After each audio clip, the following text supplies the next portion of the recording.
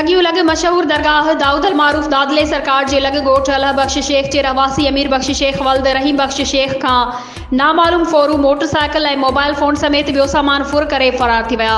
उन सिलसिले में नेशनल प्रेस क्लब सगियूं जे सहाफ़ियुनि खे रहीम बख्श शेख ॿुधायो त मुंहिंजो पुटु अमीर बख्श शेख सगियूं खां सौदो वठी ॻोठ अची रहियो हो त नामालूम हथियार बंदन पीछो करे दरगाह खां काजल शाह लॻ रस्तो रोके हथियारनि जी ज़ोर ते यरगमाल बणाए मोटरसाइकिल मोबाइल फोन ऐं ॿियो सामान फुर करे आसानी सां फरार थी विया। फोरू सगियूं तरफ़ आया आहिनि जिन खे CCTV फुटेज में बि ॾिसी सघिजे थो। हुननि चयो त अहिड़े वाक़े जी NC सगियूं पुलिस चौकी ते दर्ज कराई आहे। जांच करे जवाबदारनि खे गिरफ़्तार करे फुर थियल मोटरसाइकिल मोबाइल फोन ऐं ॿियो सामान वापसि कराए ॾिनो वञे।